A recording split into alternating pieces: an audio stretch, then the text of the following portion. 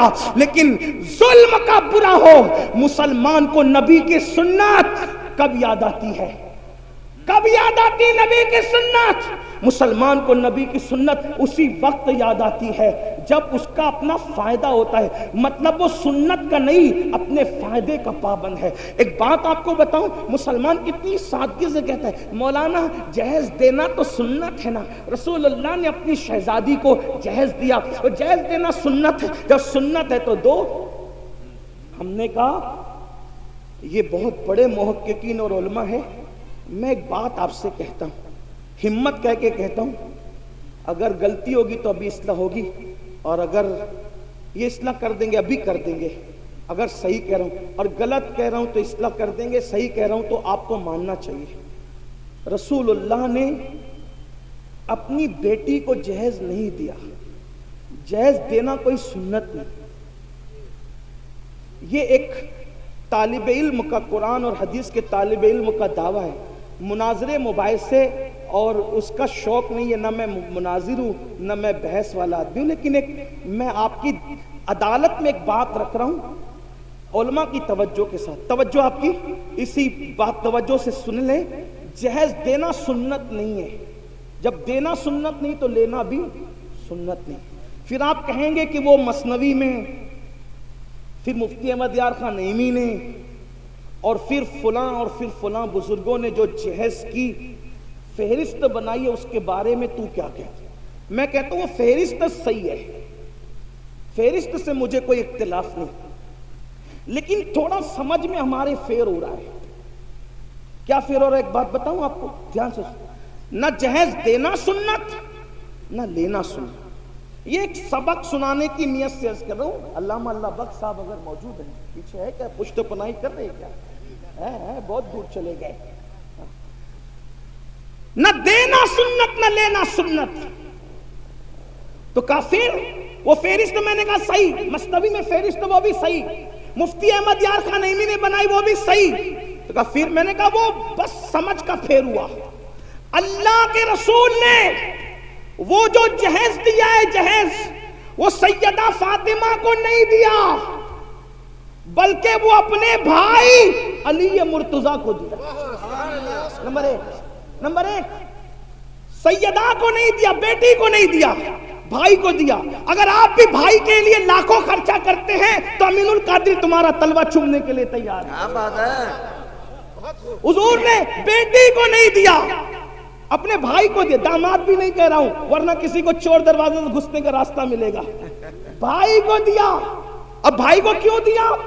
اس لیے کہ حضرت ابو طالب کثیر العیال تھے اور ان کی غربت کا احساس تھا رسول اللہ کو، تو فرمایا اپنے چچا عباس سے کہ تمہارے بھائی کثیر العیال ہیں تو ان کے کچھ بچے ہم اپنی ذمے پہ لے لیتے ہیں اور ان کی پرورش ہم کرتے ہیں۔ تو حضرت جعفر کو حضرت عباس نے لے لیا اور علی مرتضیٰ کو بچپن سے رسول اللہ نے اپنی پرورش میں لے لیا، تو گھر میں رسول اللہ نے رکھا، بچپن سے نبی نے پالا، نبی نے پلا، نبی نے بڑھایا، نبی نے پرورش کی۔ اب بتاؤ جس کے گھر میں علی پلے ہیں تو اب علی مرتضیٰ کا خود کا گھر نہیں تھا، اب شادیوں کے علی نئے گھر میں جا رہے ہیں، تو جس نے پالا تھا، جس نے پوسا تھا، جس نے بڑا کیا تھا، جس نے تربیت کی تھی، اگر بفرض محال علی مرتضیٰ کا نکاح سیدہ فاطمہ کے ساتھ نہ بھی ہوتا اور علی کا نکاح کسی اور کے ساتھ ہوتا تو بھی علی مرتضیٰ کا گھر سجانے کی ذمہ داری تو اسی کی تھی نا جس نے بچپن سے پرورش کی تھی، جس نے بچپن سے پرورش کی تھی، انہی کی ذمہ داری تھی۔ تو لوگوں کو مغالطہ یہ ہو رہا ہے کہ جہیز بیٹی کو دی، بیٹی کو جہیز نہیں دیا، بھائی کے لیے انتظام کیا۔ یہ تو ایک بات میں نے کہہ دی، دلیل کیا؟ اب دلیل سن لیں۔ ایک کھجور، توجہ، ایک کھجور کسی ماں یا باپ کے پاس آئے اور وہ دو بچوں میں برابر برابر تقسیم نہ کرے تو اللہ کے رسول فرماتے کھجور کی غلط تقسیم کرنے پر بھی اللہ کو جواب دینا پڑے گا۔ بچوں کے ساتھ برابری کا یہ حق ہے، اس کو ایک مرتبہ بوسہ لیا تو دوسرے بچے کا حق ہے کہ اس کو بھی ایک بار لے لے۔ جو مذہب بوسہ لینے میں برابری دیتا ہو بچوں کے لیے، تو اب سنیں، میرے نبی کی ایک بیٹی تو نہ تھی نا، ہمارے عقیدے میں، اہل سنت کے عقیدے میں نبی کی کتنی شہزادیاں ہیں؟ 4. کتنی ہیں؟ 4. جو مل کے بولے کتنی ہیں؟ 4 مانو، کیونکہ دوسرے ہیں جن کو 4 ہضم نہیں ہوتی، کچھ ایسے ہیں جن کو 4 سے ہی نفرت ہے. جی جی سبحان اللہ. نہ 4 خلفاء مانتے ہیں، نہ 4 شہزادیاں مانتے ہیں، انہیں تکلیف ہے اور وہ پورا زور لگا رہے ایک ہے ایک ہے ایک ہے. ہم نے کہا 4 ہیں، ہمارے پاس قرآن سے دلیل. ہمارے پاس دلیل کہاں سے؟ علماء موجود ہے. یہ ابن کثیر نے کہا اور یہ اس نے کہا اور اس نے کہا، میں نے کہا جب قرآن کہہ دے تو پھر کوئی کثیر نہیں، کوئی کامل نہیں، کچھ نہیں. جس کی بات قرآن سے ٹکرائے گی اگرچہ وہ ہمارا سب سے بڑا امام کہلائے پھر بھی ہم اس کی بات نہیں مانیں گے، کیونکہ قرآن، صاحب قرآن ہمارے لیے پہلے نمبر پر ہے. صحیح بات ہے، یہی تو ہے نا. ہمارے امام نے جب اعلان کیا کہ میرا کوئی قول حدیث سے صحیح سے ٹکرا جائے اسے چھوڑ دیا جائے، یہی ہے ہمارا اصول. اب قرآن کیا کہتا ہے؟ یا ایھا النبی، توجہ قرآن کہہ رہا ہے. جو نبی کی 4 بیٹیاں نہیں مانتے نا ان کی طرف توجہ دلانا چاہتا ہوں. یا ایھا النبی، اے نبی، قل لازواجک وبناتک ونساء المؤمنین، اے محبوب آپ فرما دیں، اے نبی آپ کہہ دیں کس سے؟ لازواجک، اپنی بیویوں سے، وبناتک، اپنی بیٹیوں سے. چھوٹا سا بھی عربی کا طالب علم ہو تو وہ جانتا ہے عربی زبان کی بلاغت اور وسعت یہ ہے کہ عربی کے ہاں واحد جمع نہیں ہے صرف، بلکہ واحد ہے، تثنیہ ہے، پھر جمع قلت ہے، جمع کثرت ہے. صحیح.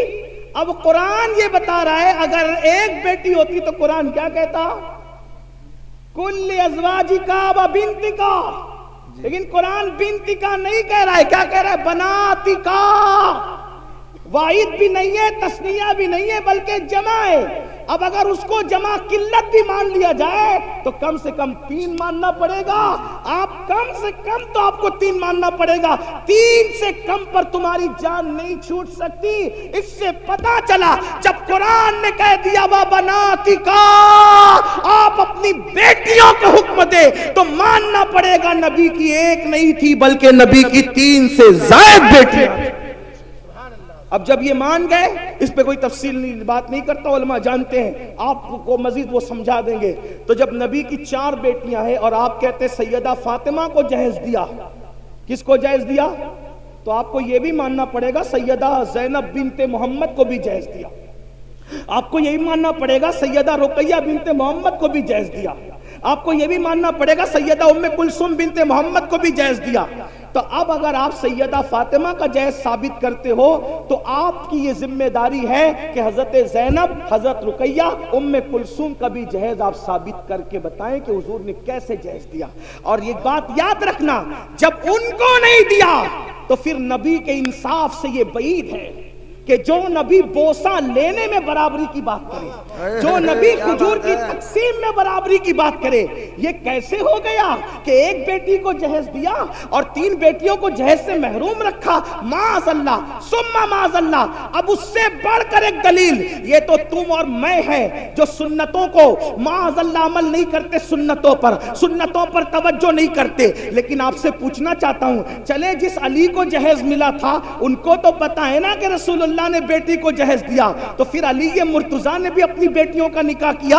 حضرت علی مرتضیٰ کی بھی بیٹی ہے، حضرت زینب بنت علی، حضرت رقیہ بنت علی، حضرت ام کلثوم بنت علی. مولا علی کی ایک بیٹی نہیں ہے، مولا کائنات کی تو کم سے کم 7 اور 9 بیٹیاں بتائی جاتی ہے. تو جس علی نے نکاح کے وقت اپنے سسر سے جہیز لیا اپنی بیوی کی شکل میں، اپنی بیوی کے جہیز کی شکل میں، تو آپ سے پوچھتا ہوں اس علی مرتضیٰ نے جب جہیز لیا تو اپنی کس بیٹی کی شادی پر انہوں نے جہیز دیا؟ یہ بھی آپ کو ثابت کرنا پڑے گا. اور دوسری بات، وہ صدیق صدیق اکبر افضل البشر بعد الانبیاء بالتحقیق ابو بکر صدیق، وہ عبداللہ ابن عمر جو مسکرانے کی بھی سنت ترک نہیں کرتے تھے. ایک مرتبہ مسکران ایک صحابی، کسی نے پوچھا کیوں ہنس رہے ہو؟ کہا مجھے بھی نہیں پتا کیوں ہنس رہا ہوں، یہاں کھڑے رہ کر میرے یار نے مسکرایا ہے بس میں بھی مسکرا رہا ہوں. حضرت عبداللہ ابن عمر اپنی امامے کے شملے کو درخت سے الجھا رہے. کسی نے کہا یہ کیا بچپنے کی حرکت ہے؟ وہ فرمایا بچپنے کی حرکت لوگوں کو لگا کرے،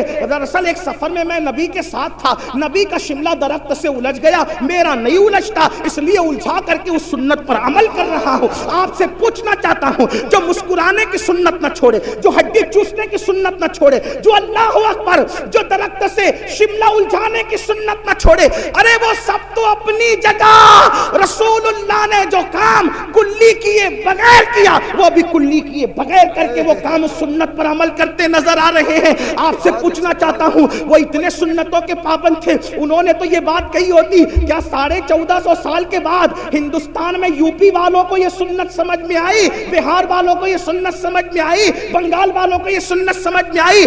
ابو بکر صدیق سیدہ فاطمہ کے نکاح رخصتی کے چشمدید گواہ ہے. اگر انہوں نے جہیز دیتے ہوئے رسول اللہ کو دیتا دیکھا ہوتا تو صدیق اکبر بھی تو اپنی بیٹی کو جہیز دیتے. صدیق اکبر نے جہیز نہیں دیا، فاروق اعظم نے جہیز نہیں دیا، عثمان غنی جیسے غنی اور مالدار نے جہیز نہیں دیا، اور آپ کہتے ہیں جہیز دینا سنت ہے.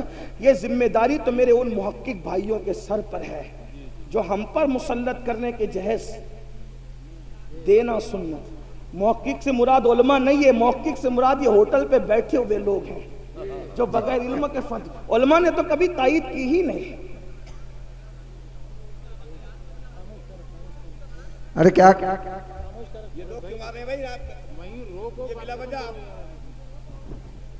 علماء نے تو کبھی تائید کی ہی نہیں. دراصل یہ سارے خرافات کی تائید نفس کے غلام لوگ کر رہے ہیں.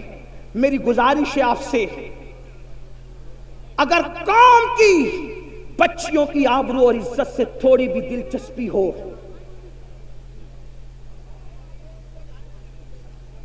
شاید حضرت تشریف لا چکے ہماری محفل کے خصوصی خطیب حضرت علامہ شاکر علی نوری صاحب قبلہ حضرت کا استقبال فرمانے، اور پھر اس کے بعد آگے کا پروگرام بقیہ تقریر پھر کسی موقع پر. السلام علیکم ورحمۃ اللہ.